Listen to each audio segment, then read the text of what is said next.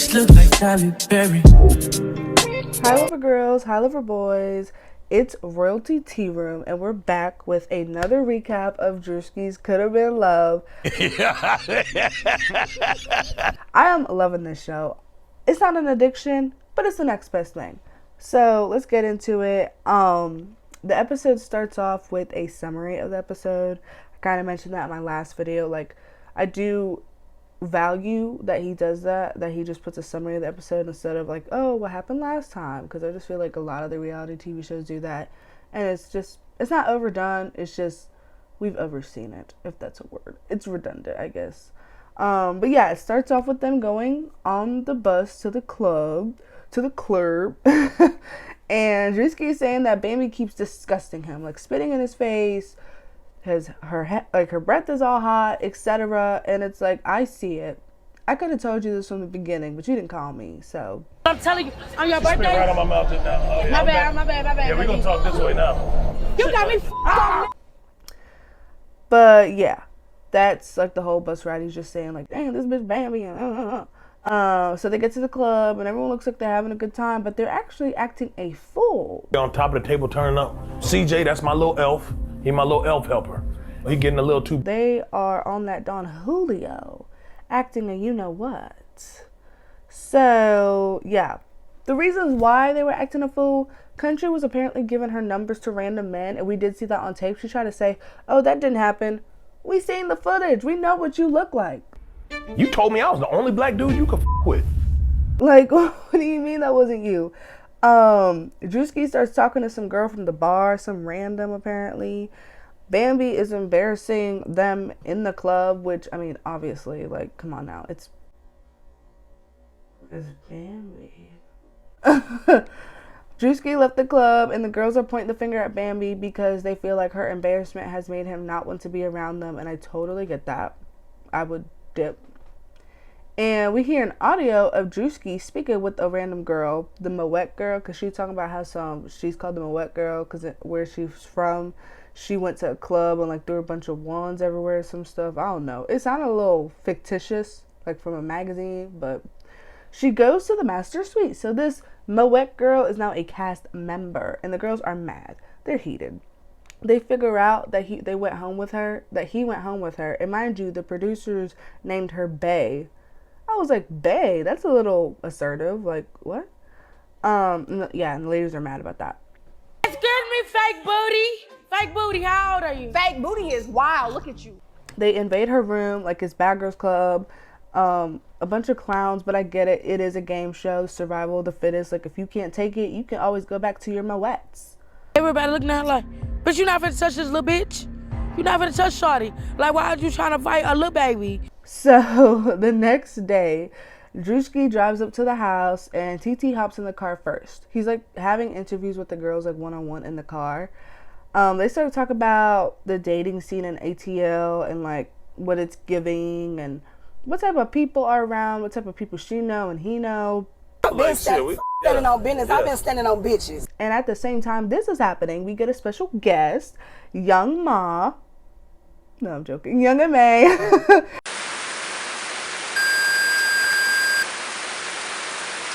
She gets invited to the house, which who doesn't love Young M.A., right? Daddy Yankee is the first person who Young M.A. meets with. About a dude, and then I see Young M.A. and I'm like, what the is this a date?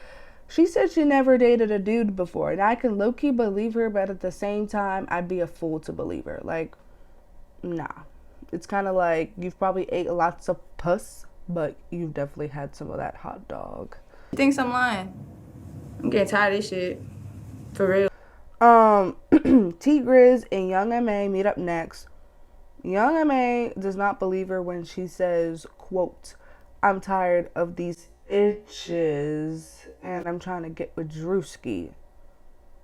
I literally, like, Young M.A. says cap. I was thinking the same thing at the same time. Cap. You trying to like fuck with Drewski for real? I'm not trying to fuck with Drewski for real. Cap. I'm for real. That's a lie. The lie detector test said that was a lie. Like, what? But at the same time, Switcheroo meets with Drewski in the car. And which, she's still crazy. Like, a day has not changed nothing. Tell me, like, if you didn't have the butt, are you still gonna be like that? Yeah. She starts snitching that's what I don't like about her. Like, every time he talks to her, she always gonna talk about what the next lady's doing. And it's like, what are you doing? Can you talk about that? So, she starts snitching on that new girl, Bae. She's like, says that she knows her from the city, I believe. And yeah, it's just corny, low-key. But at the same time that's happening, so like 3 different scenes are happening. So like the young man, Drewski, and then the girls at the house, they're talking, they're on the balcony, and they're saying people's booty was out at the club, which I guess like it is a club, but at the same time, we didn't really see what they was talking about because everything was kind of blurred. So if it was giving drunk off the Don Julio, it was Bambi. But yeah, then guess what happens? Drewski kisses the crazy girl. I personally would not indulge. And I was taken aback. I was like, Drewski, if you kiss her once, she will show up to your house with a cake with a knife in it. Have you not seen like any of the crazy movies like Fatal Attraction, Thin Line Between Love and Hate? It really happens. These are based off of real life teens. So, sorry, that was a little rant. Next, a young M.A. meets with Eric, and she says that Eric is mad feminine. But why is her name Eric? Which she should have told her my name was Erica. She might have. I might have forgot that. But yeah, Drewski, he likes Switcheroo. She was walking away. He's like, I like her. She's crazy, but I like her. And it's like, that's why you should stay away from her, because she's crazy. And you're just like drawn to her. Crazy love. We've all been there, right? But yeah, he's starting to like her, and it's like, Drewski, I'm literally waving the reddest flag, and you're just not seeing it. You're just skipping over that. So then White Chocolate pops in with Drewski. She bad, though. She says that she's hella picky with kissing, and my thing is, it's like, I get it, because you really shouldn't be kissing any and everybody. 1 in 4 people have herpes. But at the same time, it does seem like a lie. It seems like something she rehearsed and just like told him. Dated black dudes your whole life? Correct. But my family black. Oh shit, that's why. Oh, so you can say nigga? No. Oh, no. But I don't know. I won't judge. Drewski really said he hasn't kissed anybody, but we just saw you kissing Cray Cray. Toxic man. These toxic girls and then toxic Drewski. It's like, this is a match made in heaven, right? But yeah. Young man with Erica, he says that she cannot be trusted. He just doesn't like her for some reason. I think she's sweet. I think she's nice. She hasn't really done nothing. Her face is really pretty.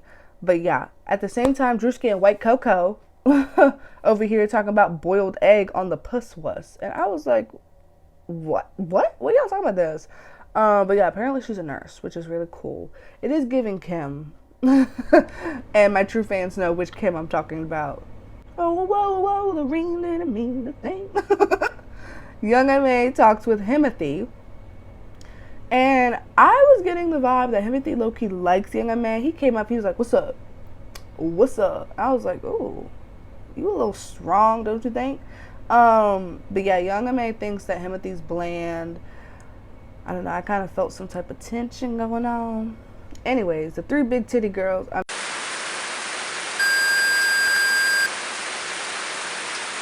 The 3 girls talking about their BBLs in the dining room after that.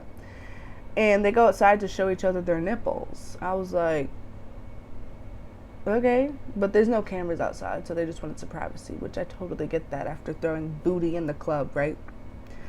What did Christina say? After shaking my ass in the club, all of a sudden I'm so classy. Now, Young M.A. meets with... I don't even remember what I wrote there. Sorry. Scratch that. So at the same time this is happening, Asian Persuasion is in the car with Drewski. And I like it when she's on the screen because she's so aggressive. She reminds me of all the city people I know. But at the same time, it's just... I don't want to say it's weird coming from her. But it's just like... It's not what you expect. But I like her. She's fire. Oh, yo, you know what I heard? If you tie some weights to your dick. But she said she was a virgin. Girl, I mean, she could be. I could be wrong. I'm probably not, though. Meatball then meets with Young M.A. Meatball's honest, like with Young M.A. She's just like, I'm here for the bag and for love. Both funny though. I ain't gonna lie. So that's gonna be a movie. I ain't gonna cap. All right. Young M.A. just like, you here for the bag or here for love? And Meatball's like, both. I ain't gonna lie, cause money don't lie. So yeah, I like that. And Young M.A actually likes her personality. She was like, you know, get to your bag, but I like you for real. And I was like, I felt like she would like Meatball because Meatball usually is just like 100% honest and real. I'm a fan. Now Young M.A goes into the house. And let me just say this. These itches are disgusting. It's just a lot of shittiness going on in there, and I'm confused because it's like a bunch of females, so the hygiene is kind of a little wishy-washy. Okay, first of all, he goes to the master suite and gets locked into the bathroom. He sees chips in there, okay? And he also goes into Meatball and I can't remember who she's sharing a room with, but he goes into her room and he sees like macaroni and cheese on the bed with bugs in it. Yeah, that was from last night, you feel me? This shit got bugs in it. I was like, ooh, that's gross.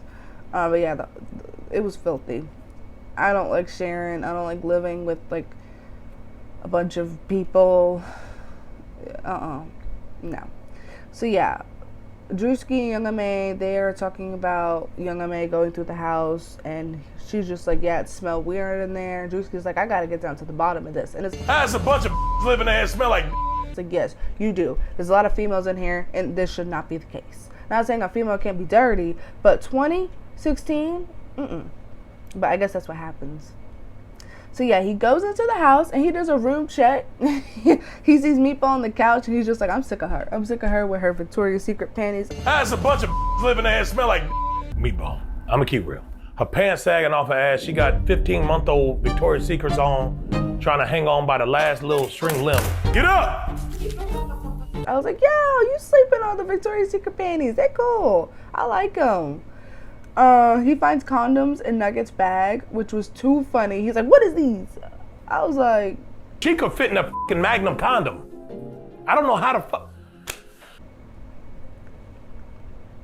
He really said she could fit in the condom. That had me gagged and rolling. But that's basically the end of the episode. We don't get an elimination. That episode, which I was kind of sad about. I wanted to know who's going home. I think who's gonna go home, who needs to go home, is Bambi, but I know she's gonna stay.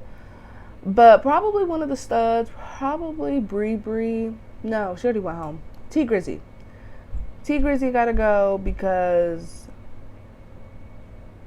not very memorable. I don't want Switcheroo there. She is crazy. She's bad, but she's crazy. Country can go, or Demon, one of those two. I always be getting them confused anyways. And yeah, if he's getting rid of 3, those are my 3. Yeah, next time Dr. Umar pulls up. Let's see about it. Get rid of them damn weaves. Bring that nappy hair back. If I can't grab it, I can't have it. Black Queens forever. Yeah. And then the white girl said the N-word. I don't know if she white. Okay, she looks white. She could be like mixed or something. Let me know if I'm wrong. But yeah, she said that. I literally choked on my popcorn. I was like, ooh. She was big mad at Dr. Umar, but at the same time, maybe she big mad because she knows the truth. And the truth is she white. So, yeah. I'm intrigued to see what happens next time. But y'all like, comment, and subscribe. Let me know that y'all like this video. Y'all like the recap. Let me know if you watch it. Follow me on all my social media platforms. And I'll see you next time. Bye.